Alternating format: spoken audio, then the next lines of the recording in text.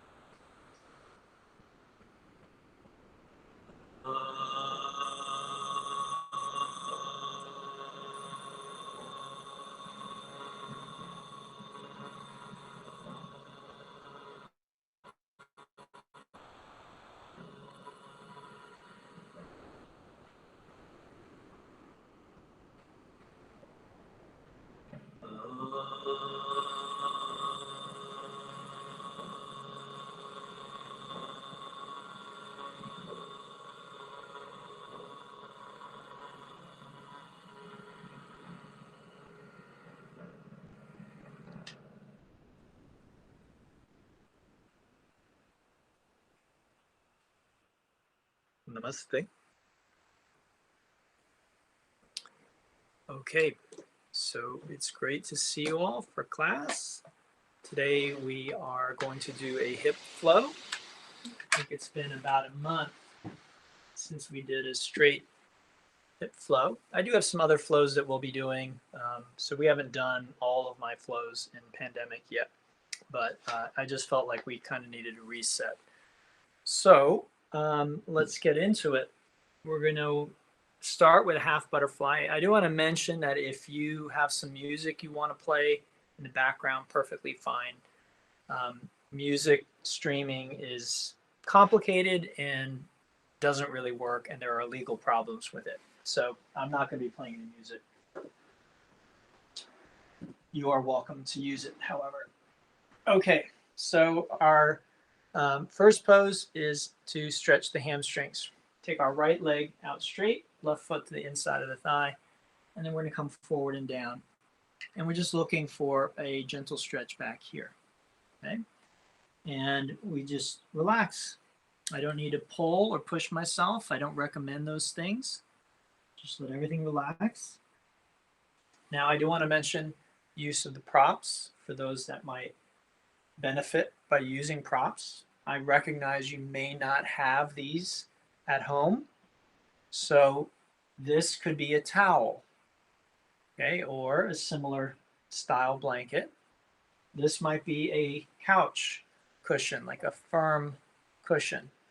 These are the hardest thing to replicate. So if you're going to buy one thing, one yoga prop, it's probably a block or two.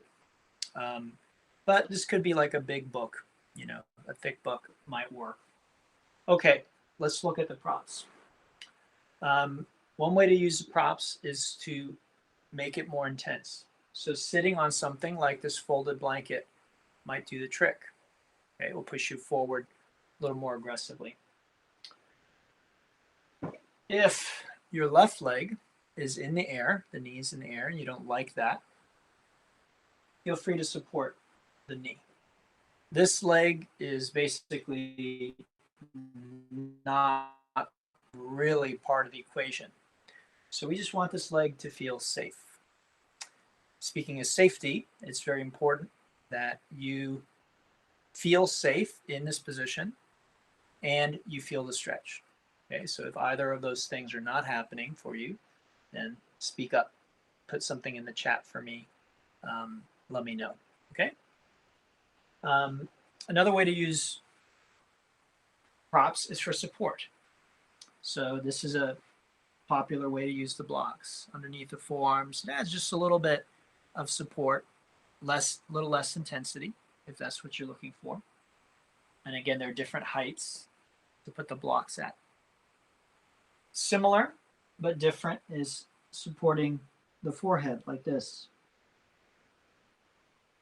The head's very heavy, and so letting the head hang can create a pleasant stretch in the back of the neck for some, but for others, it's very unpleasant. It can be a real strain, real pain in the neck, literally. So you can support your head, and that will take the strain off your neck. And similarly, using a bolster to support your torso. Okay, but again, it's not restorative. So we're not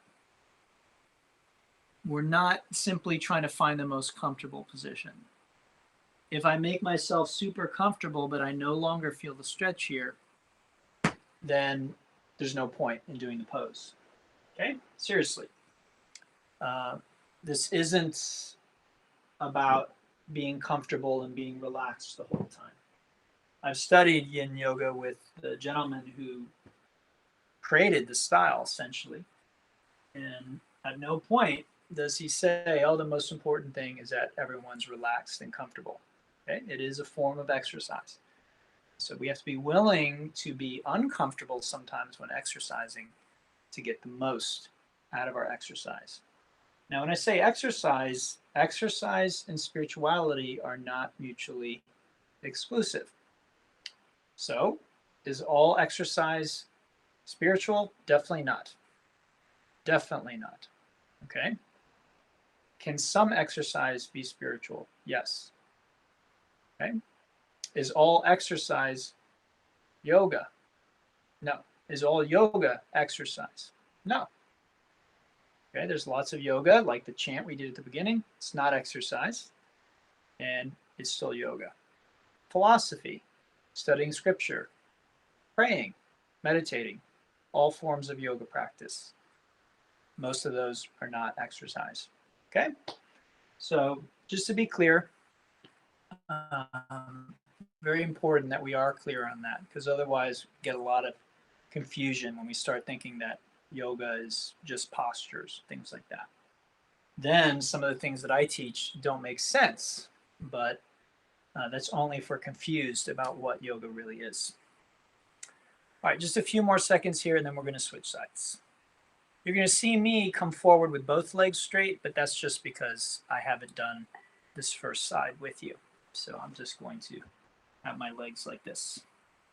Okay, you're going to have this position. So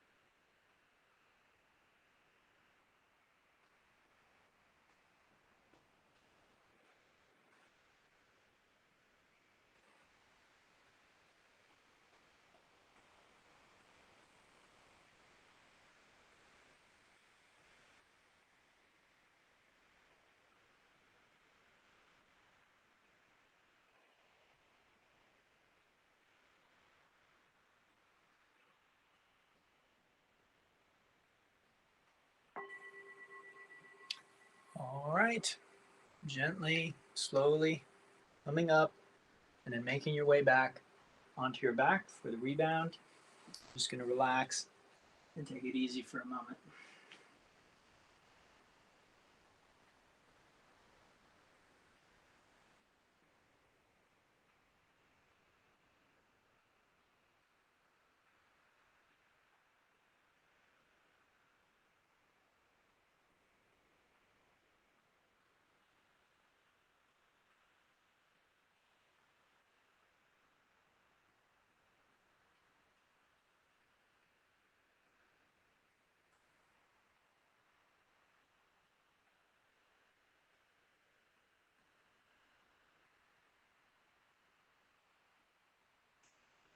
Let's bring our legs in, give them a little squeeze and shake it out with the leg cradle.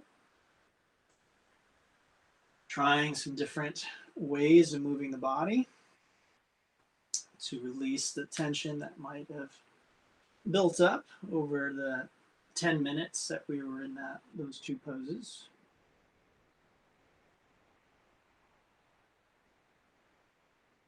And then we will hinge. So we're going to hinge up. So hands under the hips, extend the legs. If there's any pain in your back, you're going to bend your knees. Otherwise, legs straight. So lift the head and neck. Take a nice deep breath. Exhale, lower the legs toward the ground. Just before they touch, pause. Inhale, pop the legs up. And let the weight of the legs pull you up to a seat. Okay, now we will try and stretch what are called the adductors. These are muscles on the inside of the thigh. Okay, today's sequence hip flow is for the different muscles in the hips. So these are some of those muscles. Now, there are a couple of options. One looks like this. This is called a half frog. Okay, so we take the legs wide. Notice they're asymmetrical. This one is bent. This one is straight. This is the one I'm trying to stretch right in here, right in the inside of the thigh. And so I come forward and down. And I can play around a bit with my torso position. And I stay in the position that gives me the best stretch right in here. Okay. Now, for whatever reason, this pose does not work well for many people, in which case you're going to come into this position. And this is what I call kickstand. It's the same idea. We're trying to stretch the same area, but it just is a different orientation of the body that changes what you feel. Okay, so you choose the one that feels safer or more effective for your body. I'm going to do half frog today. Your toes, they can point up, forward, away from you, up to you. The foot can flex, it can point. Okay. Again, I can use support for my upper body if I'm in half frog or in kickstand too, right? The head, it is heavy, so we can support it if you want. You can stay up on your hands in either pose as long as you still feel a stretch here.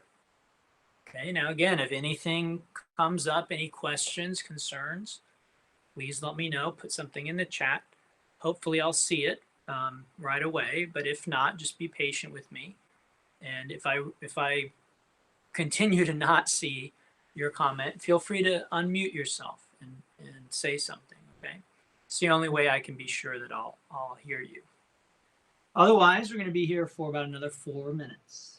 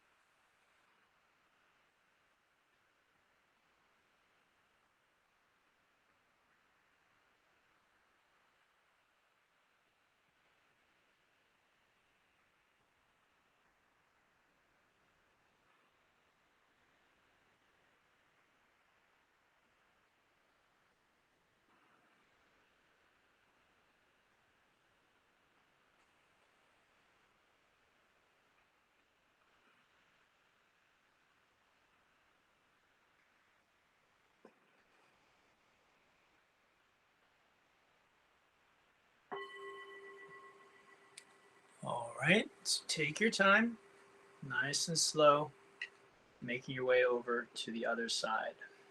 Okay, so again, you're doing either a kickstand or a half frog.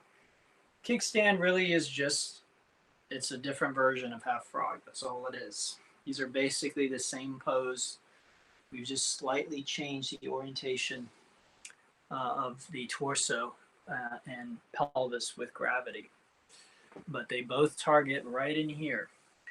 Now, again, no pose is effective for everybody. So this is where you might find that my teaching differs from some of the way that some other yoga teachers teach. And I'm not saying that one is better than the other. This is just the way that I teach. But other teachers might emphasize the posture more, that doing the posture right. For me, it's about the stretch. So you're getting a stretch in here. And it's not just stretching though, because stretching actually affects us on every level. It affects us physically, but it's also going to affect us mentally, emotionally, energetically, and spiritually. And that's sort of the hidden secret behind what we might call traditional yoga practices and Taoist practices, is that they really are not, they use the body, but they use the body to affect these other layers of our being. And so, again, traditional exercise only looks at the effect of the exercise on the body. It says, oh, doing bicep curls will strengthen your biceps. Sure. But what does doing bicep curls do for you spiritually? What does it do for you emotionally? What does it do for you energetically? Okay, we don't consider those things in the West. But in the East, at least a long time ago, they considered all of these factors. And they actually really didn't consider the physical part so much. They were mostly looking at these other effects, okay? Maybe to a detriment.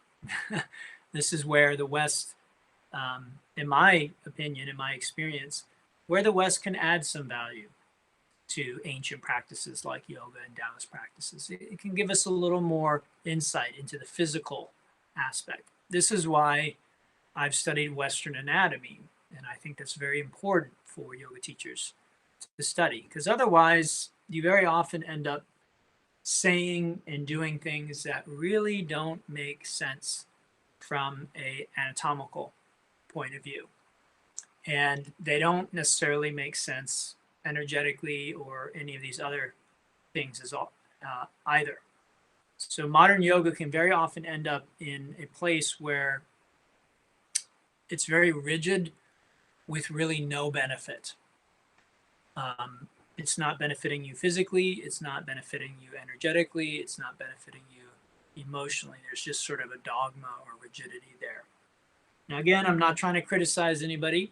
You do whatever you like. If you teach however is appropriate for you. Okay, I'm just giving you my experience and my opinion with it. All right, I've got about 2 minutes left here.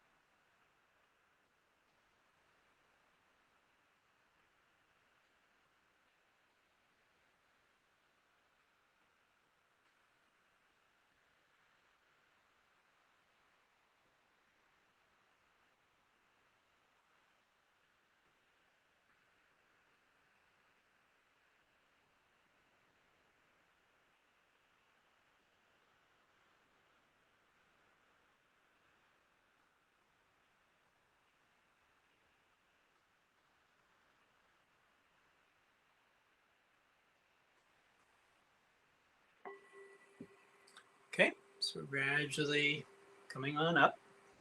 And then again, we're going to rebound. So let's make our way back onto our back. Take your time, but try and avoid counter stretching. Okay, so again, there's no rush to get back there, but try and do that without hugging your legs in or wiggling around a bunch. Just come back, relax, and feel the sensations that arise.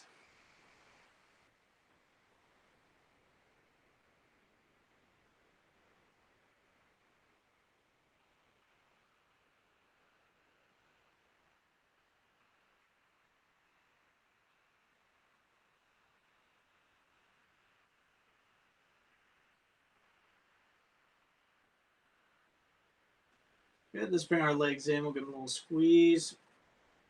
Do circles with your knees. Rock a bit from side to side.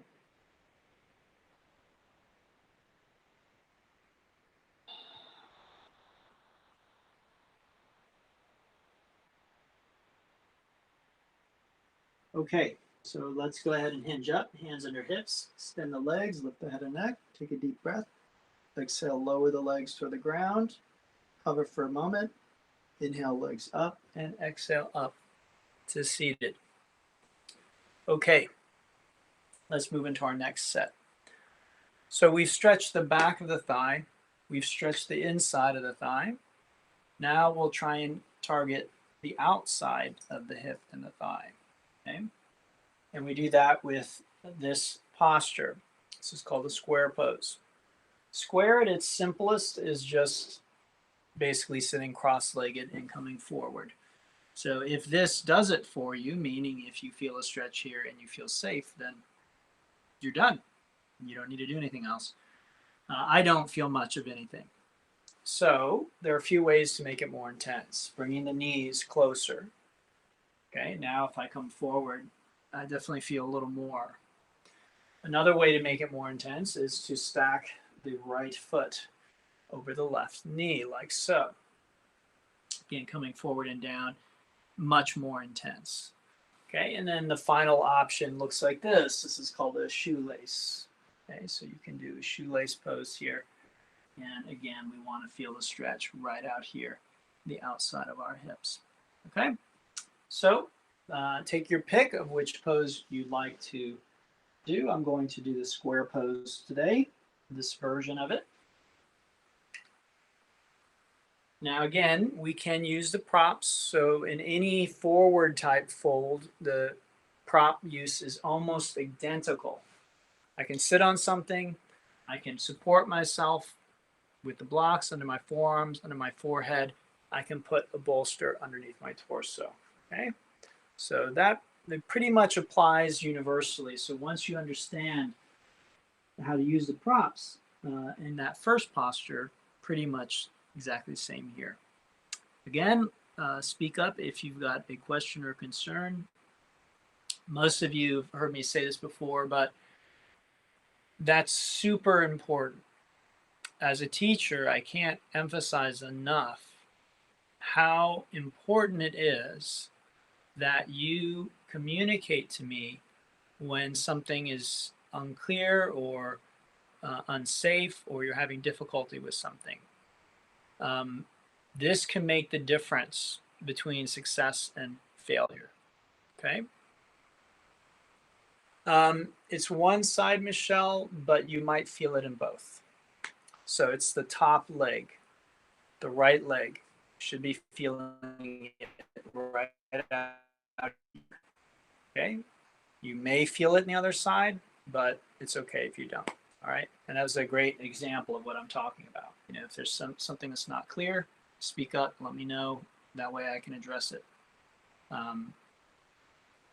I find that the students who are willing to communicate with me, especially as we go into the deeper aspects of yoga. What is the deeper aspects? Well, that's where we begin to work psychologically, energetically, mentally. We work on our personality, you could say even. That's where yoga goes. It starts with the body, and then eventually it gets deeper and deeper. And so it really can change our personality on a fundamental level. It can change the way we view the world on a fundamental level. In fact, if it doesn't do that, you might say it isn't really working. And so my experience working with students, and I've been doing this in one form or another for over 2 decades. Many people think I look younger than I am. So many people might think that, maybe I graduated 200-hour training a few years ago and I've been teaching a while. I've been doing the yoga postures for over 10 years now, and I've been taught meditation for about 10 years before that. So been doing it a long time. And in my experience, the students who are willing to reach out and to avail themselves of my help when they feel stuck or frustrated or are having difficulty, they're the ones that I really can help. I find that over the years, many students simply disappear one day. They simply, stop coming or whatever it is. Now maybe they find another teacher, and that's great. Maybe they find a better teacher than me, then more power to them. But oftentimes I think we can get stuck, and then we don't reach out to the teacher, and we just say, well, this isn't working anymore, so I'm going to stop. But we never actually talk to the teacher about it. Okay? So I find that general instructions, they work to a point. They'll get you to a point. Most people, they'll get you to a point. And then at a certain point, you might need individual help, specific help for your situation, your specific situation. Think of it this way. Do you go to the doctor with 30 other people and ask for one diagnosis for everybody? Why not? Try it sometime. Try going to the doctor with 30 of your closest friends and saying, doctor, give me something for all of us that's going to cure all of our different problems.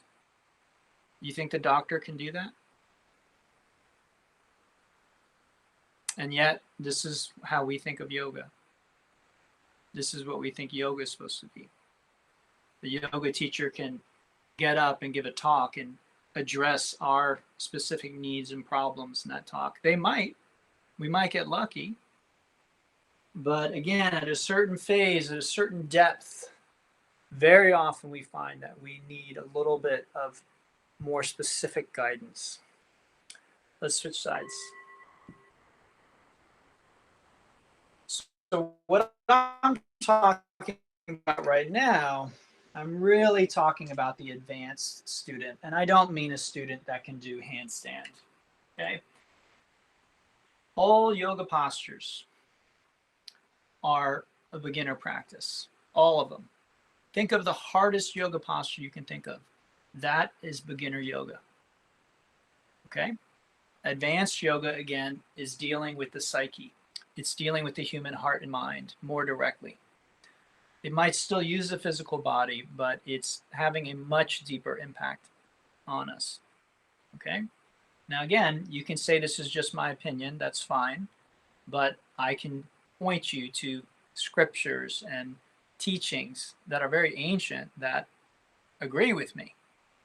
Whereas someone who says that yoga is exercise, you can't find that ancient teaching. You can't find that ancient scripture that agrees with that opinion.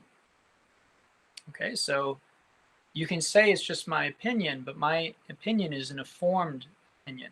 It doesn't come out of thin air. It doesn't come out of nowhere. Okay?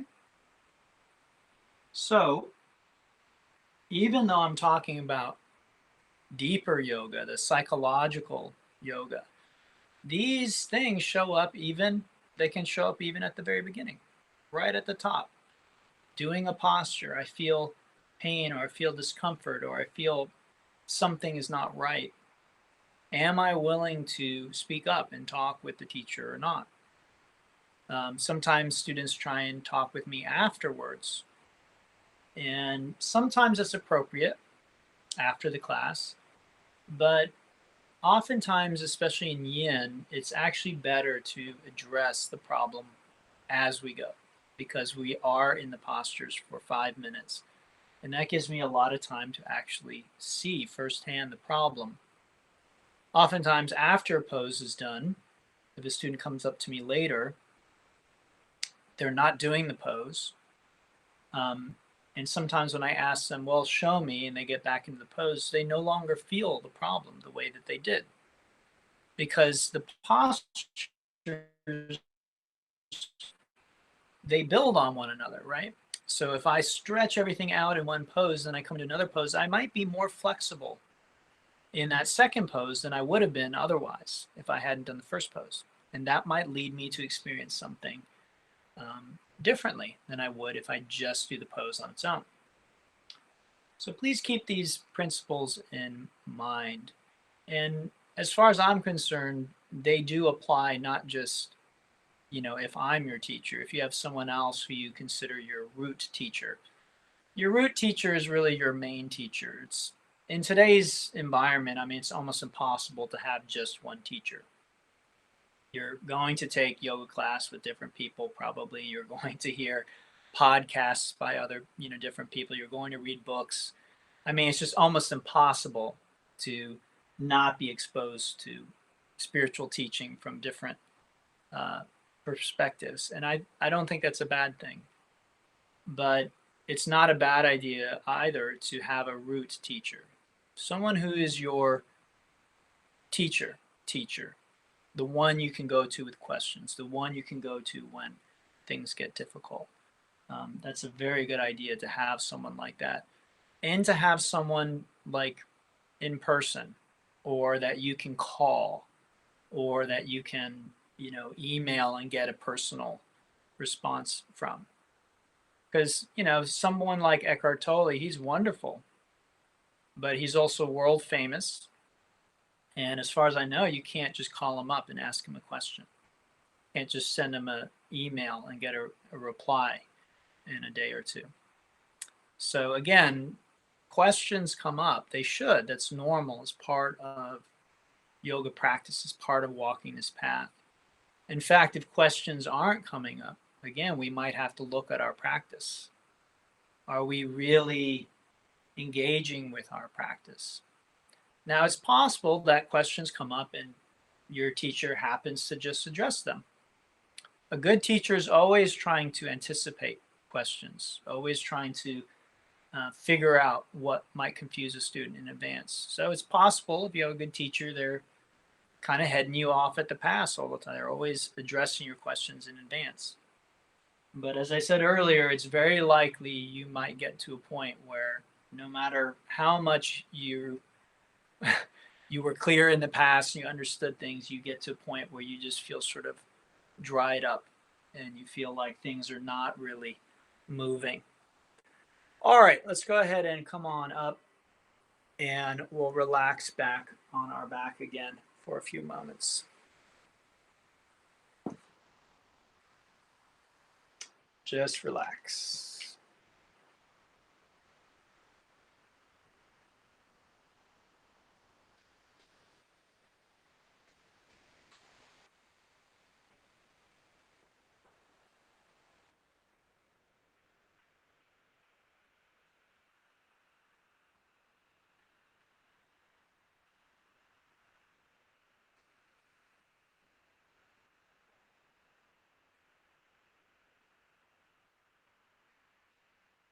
Okay, you can bring your legs in, give them a little squeeze. I'm going to set up for our next posture while you do that. But you're doing what we call the leg cradle right now. Shaking off the lingering discomfort wherever you find it.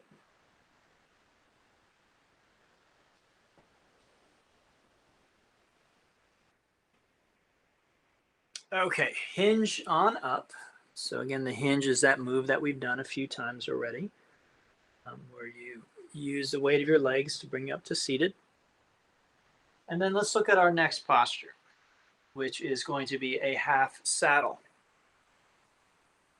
So I fold my right foot back alongside my right hip, like so. Now you'll notice I've set up some props here. That's because I've learned that it's easier to set them up in advance to address problems, common problems. Again, a good teacher is always trying to anticipate problems, questions, things of that nature. So the ankle can often be a problem for people in this posture. So you'll notice that I've rolled a blanket and I've put it under my ankle.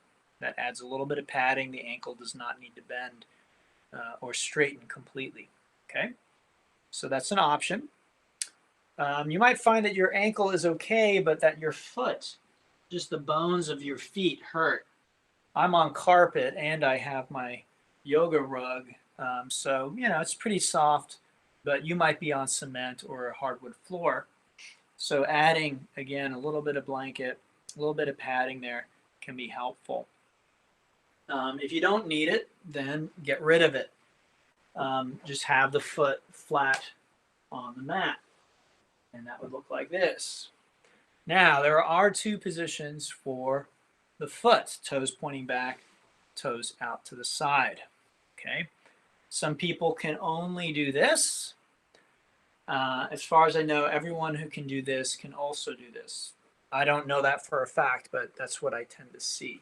So some people have two options, some people have just one. Choose the one that feels better for you. Better means less strain on the knee, less strain on the ankle and the foot,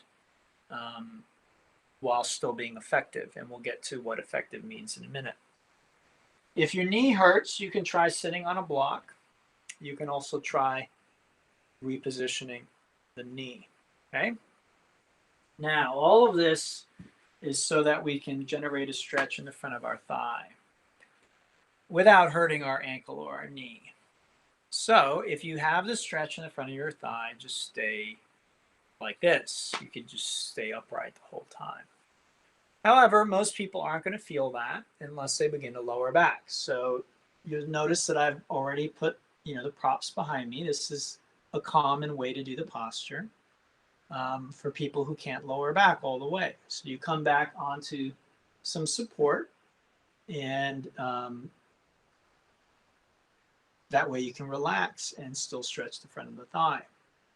So you can be on your hands, you can be on your elbows, you can be on something like this. This might be a little bit too high for some, so if you don't feel the stretch, you might come back further like that, right? And then the final position would be all the way back onto your back, right? Notice my knee popped up perfectly fine. Okay, you don't have to freak out if your knee comes off the ground. It's not inherently unsafe. If you feel better with your knee on the ground, that's fine too. Okay. We were looking for the stretch at the front of the thigh. And if I feel it, great. Again, I'm done. If you don't, there is a few things you can try. One is bending this knee, placing this foot on the ground like that. Another is dropping this knee out to the side. A third option is actively pulling this leg in like this. Okay, so you choose the one, again, that feels safe and effective. Again, those two, safety and effectiveness, are a little bit yin-yang to one another, because what we might find is in some postures, we feel very safe, right? If you're sitting on your couch watching television, you probably feel very safe. However, are you exercising your body in any way? No. You are getting little to no physical exercise when you are sitting on your couch watching television. Okay? If you need rest, then that's a good position. That might help you. I'm not saying there's no benefit to resting on your couch. I am saying, however, that you're not exercising. You're not going to physically strengthen the tissues of your body by doing that. Just, you won't. Okay? So while sitting on our couch, super comfortable, very relaxing, not a good way to strengthen or heal our body. Um, I shouldn't say heal because resting can be very healing, but I'll say strengthen. Um, so that's one end of the spectrum. What about, say, doing yoga or running or swimming laps or lifting weights at the gym? Well, this is going to help us strengthen our body, increase our capacity, like our endurance, or how many reps we can do. It can help us in many, many different ways. However, if we're not careful, we can very easily injure ourselves. So a lot of runners end up injuring themselves because they are pushing too hard, too often, too long, and they overdo it. And I don't know what it is about running, but I think maybe it's the runner's high that people get really addicted to that form of exercise, and they feel better when they do it. And so they end up basically addicted to it. They end up running as a kind of like a band-aid for any emotional or mental unrest that they're feeling. If they find if they run enough, they feel better, so it clears their mind. But they're meanwhile not really realizing the damage that they're doing to their body, often until it's too late. So that's an example of the other side of the coin. So our yoga practice is happening. We want it to happen somewhere between those two extremes. I'm super relaxed and comfortable, and yet I'm not getting any benefit, not getting any exercise from what I'm doing. And at the other end, oh, I feel a lot of sensation. I'm definitely exercising, but maybe I'm actually hurting myself.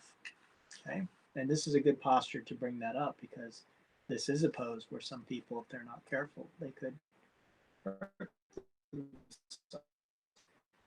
Let's switch sides. You can come up, you can roll over, however you want to do it. I just like to switch my legs like this, but not everyone has that option. Okay. Stretching the front of the left thigh. Again, that's what I want to check. That makes it effective. And then again, just the feeling that this is within the range for me of what is considered safe. And contrary to maybe popular belief, we aren't always the best judge of what is and what isn't safe for us, unfortunately. Some people are way too cautious and careful, and because of that, they end up limiting what they do with their body. And that actually can have very adverse effects, especially over the course of a lifetime. So this is where our personality can play into the way our life plays out. If we very early on maybe have a bad experience with exercise or movement, and we say, "Oh, I don't like doing that," that can really, over time, impact our health. You know, if you think of a human life, it's not exactly this way, but to some degree, we start more or less in the same place. Not exactly, but when we're young, most of us are relatively healthy. We don't have to think about, what we're eating too much. We can eat all kinds of things. We can be cruel to our body, and it just sort of heals and is ready to go again the next day. We can drink too much. We can abuse drugs, and body just pops right back, right? This is maybe when we're in our teens and 20s. Then maybe when we get a little older, 30s, 40s, 50s, maybe we go out to drink like we used to, and then we wake up with a big headache, or we can't think straight the next day. we begin to see that our body isn't bouncing back quite as quickly or easily. And so this is where choices like the ones I'm talking about really begin to play in. Very often it's a little later in life. My mother's Japanese, and so I grew up hearing all these, I don't know what the right word for them is, these Japanese sayings, these Asian, she was like kind of like a fortune cookie in some ways. She would say these little sayings that came from her upbringing. These are things that she heard growing up. And one of them was, at age 40, you have the body that you deserve. And what was meant by that was, when you're 20, you can be just gorgeous and beautiful just because of the genes that you got handed to you, not because of anything you're doing. You might be abusing your body, but in your 20s, everyone looks pretty good, relatively speaking. By the time you get to 40, 50, 60, now you begin to see some people look and feel and move relatively well. And then other people start to look really, really bad and start to feel really, really bad. Now, again, these sayings are useful to a point. They're not absolutely true. So it's not, I'm not saying you should judge someone in their 40s who's in bad shape. They might have been born with a genetic defect. They might have had a car accident. You have no idea what someone's been through. So I'm not telling you this to encourage you to go around, oh, that person's 40 and they must have not been taking care of themselves. It's really just, we can look at ourselves. How am I doing? Am I happy yet? Am I enjoying myself? Do I feel healthy? And if the answer is no, again, we might find that there's a lot more than we ever realized that is within our control. There's a lot more that we can do about it than maybe we ever dreamed we could. And for me, most of those tools, if not all of them, fall within the range of what we call yoga, the big yoga, not the little exercise yoga, right? Exercise yoga is like this. It's a tiny little thing. Yoga is like this. This is a giant universe of practices. And the exercise yoga, like we're doing now, is one tiny, tiny little part of it. Okay, so yoga, and then there is asana. And within asana, there is yin yoga. So even smaller. All right, let's go ahead and unwind from that. Make our way onto our back, and we will relax on our back.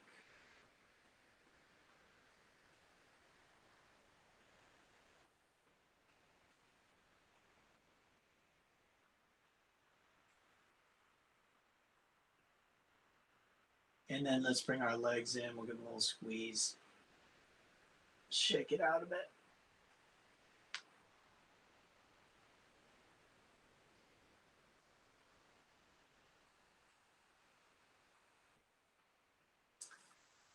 All right, guys. So I'm going to leave it here today, but I encourage you to take a Shavasana. So taking about probably 6 minutes or so to relax on your back in stillness. If you want to do a yoga nidra, I'll be doing one on Facebook tomorrow at noon. You're welcome to join me for that. It's going to be a little longer yoga nidra. So probably more like 20, 30, maybe even 40 minutes. I'm not sure. I haven't timed it. And then that will be going up on my Patreon page after that. So if you want to, if you miss the noon on Facebook, and if you're on Facebook, friend me. I'm always accept friend requests from students. Or check out the Patreon page. Again, I'll post it up there afterwards. So if you missed the live stream version of the Yoga Nidra. All right. Again, reach out if you have questions. Let me know if there's some way that I can help support you in this time. I know this can be a very stressful time for many people. So let me know if there's something I can do. I can't promise I can do it, but I'm certainly willing to try and to listen. If you have any suggestions for me. All right. Otherwise, have a lovely week. Enjoy your Shavasana, your rest. And I will see you next week, hopefully at 4:45 for Vinyasa, and maybe for both classes, and if not, 6 o'clock for Yin. All right, namaste, everyone. Thanks, and have a beautiful week. Yes, thank you, Adrian.